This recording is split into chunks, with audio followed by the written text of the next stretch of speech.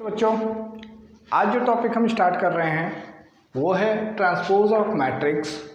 और इसमें हम जानेंगे कि ट्रांसपोज ऑफ मैट्रिक्स होता क्या है, इसमें कुछ स्पेशल टाइप के ट्रांसपोज हैं वो जानेंगे, ट्रांसपोज के प्रॉपर्टी के बारे में जानेंगे और इससे बोर्ड में कितने मार्क्स का क्वेश्चन आता है वो जानेंगे। ठीक है।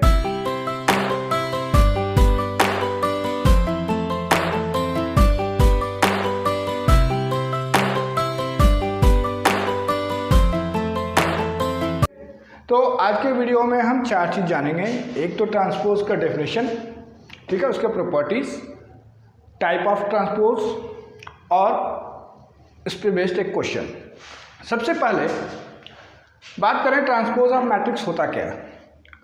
तो ट्रांसपोज ऑफ मैट्रिक्स जो है, मान लेते हैं लेट ए कोई मैट्रिक्स है जिसका ऑर्डर m×n है, ठीक है।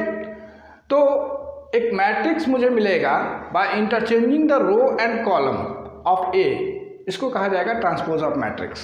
डिनोट करते हैं ए डैश या ए टी से, ए का पावर टी से। ये पुराना है सिंबल है, आजकल के बुक में ये देखने को मिलता है, ठीक है। अगर मैथमेटिकली देखा जाए तो A इज इक्वल टू, अगर एक मैट्रिक्स है जिसका एलिमेंट ए आई जे है of order m×n, then A transpose equal to क्या हो गया कि ए जे आई ऑर्डर n×m। अब ये तो हो गया मैथमेटिकल बात करें हम लोग अपने सिंपल लैंग्वेज में, ठीक है, कि कोई भी मैट्रिक्स का अगर हम रो को इंटरचेंज कर दें कॉलम से और कॉलम को इंटरचेंज कर दें रो से, तो जो नया मैट्रिक्स निकल के आएगा वो होगा मेरा ट्रांसपोज। जैसे एग्जांपल से समझते हैं, मान लेते हैं एक मैट्रिक्स लिया मैंने 2 3 1 0 5 4 और इसका ऑर्डर हो गया 2×3, ठीक है। तो ट्रांसपोज क्या होना चाहिए, इसका ट्रांसपोज होना चाहिए AT इक्वल टू, जो पहला रो है ये बना दीजिए आप पहला कॉलम, यानी कि 2 3 1, ठीक है। सेकंड रो को बना दीजिए सेकंड कॉलम 0 5 4। तो हमने क्या किया कि रो को इंटरचेंज कर दिया कॉलम के साथ, ठीक है। आप देखिए इसका ऑर्डर भी चेंज हो गया, अब ये 3×2 हो गया। तो ये जो निकल के आया ये मेरा ट्रांसपोज ऑफ मैट्रिक्स है, ठीक है। तो ट्रांसपोज ऑफ मैट्रिक्स सिंपल सा, सिर्फ इंटरचेंज करना है रो को कॉलम के साथ। प्रॉपर्टीज की बात की जाए, प्रॉपर्टीज ऑफ ट्रांसपोज, ठीक है। तो पहला प्रॉपर्टी ये कहता है कि अगर कोई मैट्रिक्स A है और उसका हम ट्रांसपोज करें और ट्रांसपोज करने के बाद फिर से ट्रांसपोज कर दें तो वापस वही मैट्रिक्स आ जाएगा, ठीक है। सेकंड प्रॉपर्टी कहता है कि अगर A + B दो मैट्रिक्स को ऐड किया गया देन आफ्टर ट्रांसपोज किया जाता है तो A transpose plus B transpose दोनों का अलग अलग ट्रांसपोज का सम इसके सम के बराबर आएगा, ठीक है। थर्ड कहता है कि अगर मान लीजिए एक मैट्रिक्स है A और इसको किसी स्केलर नंबर K, कोई नंबर है, मल्टीप्लाई करते हैं एंड देन आफ्टर ट्रांसपोज करते हैं, तो ये क्या होगा, K को अलग रख दीजिए A ट्रांसपोज के साथ, अगर इसको मल्टीप्लाई किया जाए तो दोनों का वैल्यू सेम आएगा। चौथा प्रॉपर्टी इसके मल्टीप्लिकेशन पे है कि अगर A×B अगर हम मल्टीप्लाई करते हैं और देन आफ्टर इसको ट्रांसपोज करते हैं then it equal to B transpose × A transpose. ये चार प्रॉपर्टी जो हैं ये ट्रांसपोज के हैं और CBSE के सिलेबस में ये इसका प्रूफ जो है ज़रूरत नहीं है, ठीक है, हमें सिर्फ प्रॉपर्टी से मतलब है। तो ये चार प्रॉपर्टीज़ हैं। इन चार प्रॉपर्टीज़ के अलावा हम देखेंगे कि इसके दो टाइप भी हैं, ठीक है। और वो दो टाइप क्या हैं, पहला होता है सिमेट्रिक मैट्रिक्स। सिमेट्रिक मैट्रिक्स, अब ये क्या है, सिमेट्रिक मैट्रिक्स क्या होता है कि अगर आपने किसी मैट्रिक्स का ट्रांसपोज किया, ठीक है, और वापस वही मैट्रिक्स आया, ठीक है, तो इसको कहेंगे हम लोग सिमेट्रिक मैट्रिक्स। ठीक है। जैसे मान लो एक एग्जाम्पल लेते हैं, एक मैंने एग्जाम्पल ले लिया 0 2 2 0, ये मैंने एक 2 by 2 ऑर्डर का सिंपल सा मैट्रिक्स लिया। अगर इसको हम ट्रांसपोज करें तो देखो क्या आता है, ये आया मेरा क्या, पहले रो को अगर पहला कॉलम बनाया जाए तो 0 2, ठीक है। सेकंड रो को सेकंड कॉलम बनाते हैं तो 2 0।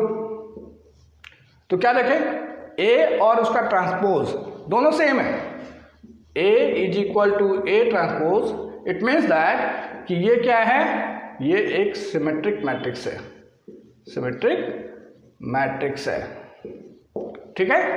तो ये हो गया पहला symmetric matrix. Skew symmetric matrix, symmetric matrix.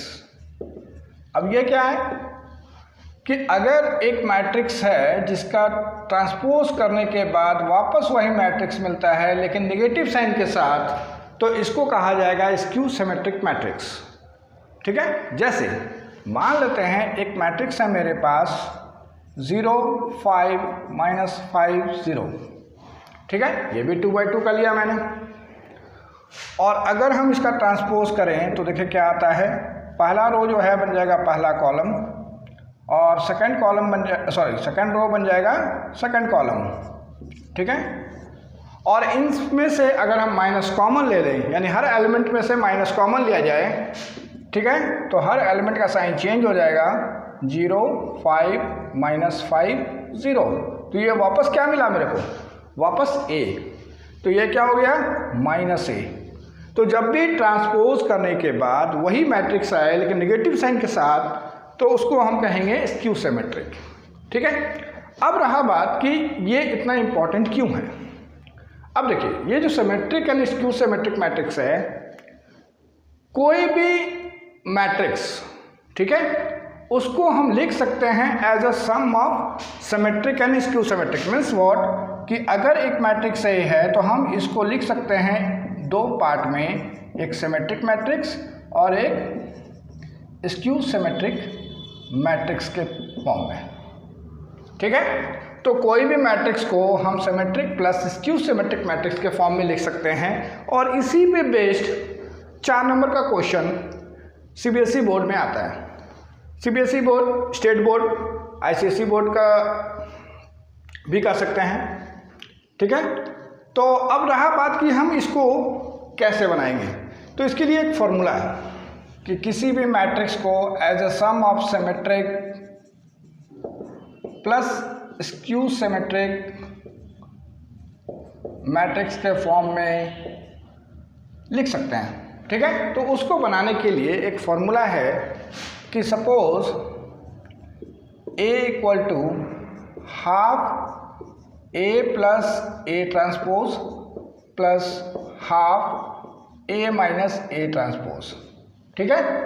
मान लेते हैं इसको हमने कहा P, इसको कहा Q, ठीक है। लेट ये वाला पहला पार्ट जो है ये P है और ये दूसरा पार्ट Q है। तो ये जो पहला पार्ट आएगा ये मेरा सिमेट्रिक बनाएगा, ठीक है। दूसरा पार्ट जो है वो स्क्यू सिमेट्रिक बनाएगा, ठीक है। तो हम किसी भी मैट्रिक्स को as a sum of symmetric and skew symmetric लिख सकते हैं। और ये 4 नंबर का क्वेश्चन आता है, इसको हम अभी बना के दिखाते हैं कैसे बनाते हैं।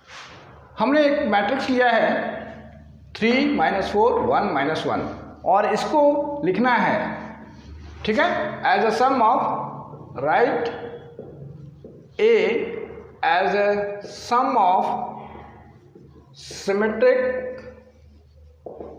एंड स्क्यू सिमेट्रिक मैट्रिक्स, ठीक है।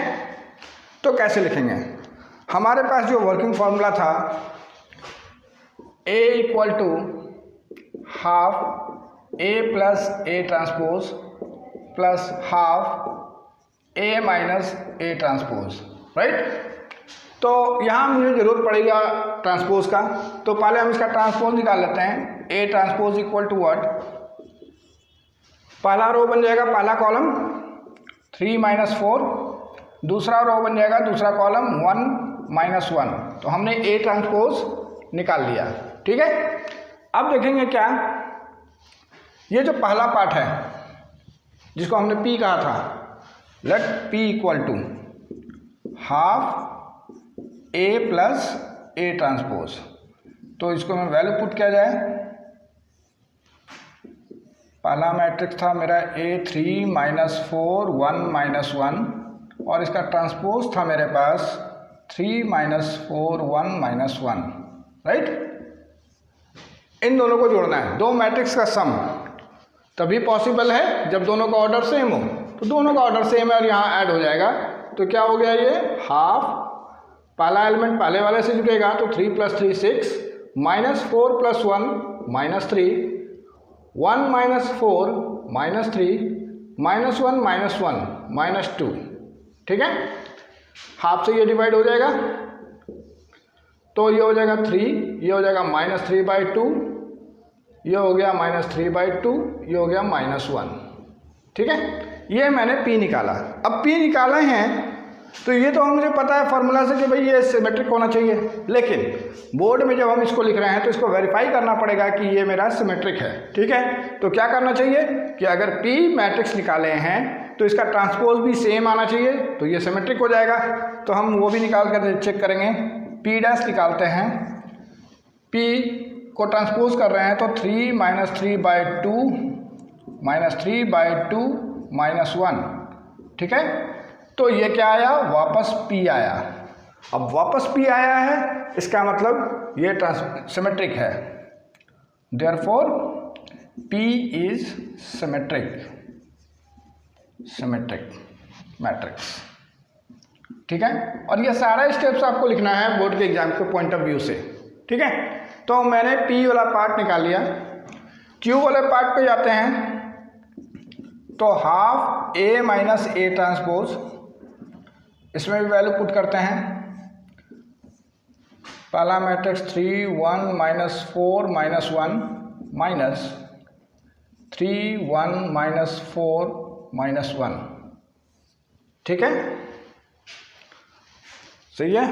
3 -4 1 -1 3 -4 1 -1, ठीक है।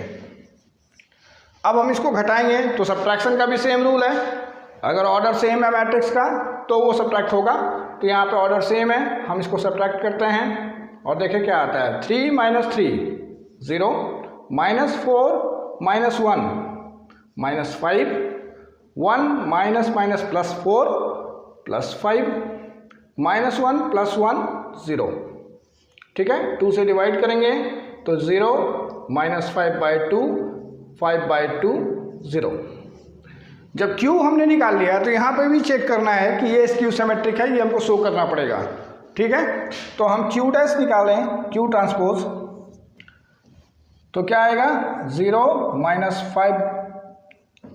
-5/2 5/2 0, ठीक है।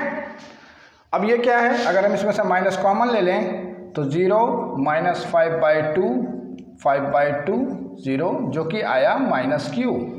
तो ये शो करता है कि ये एक स्क्यू सिमेट्रिक है, therefore Q is skew symmetric, ठीक है।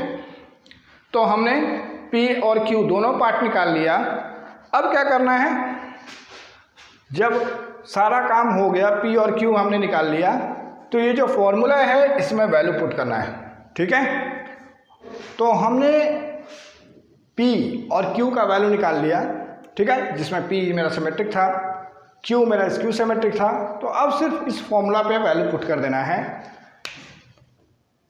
A = P + Q था, तो P का वैल्यू 3 - 3/2 -3/2 -1 प्लस 0 -5/2 5/2 0, और यही मेरा आंसर हो गया।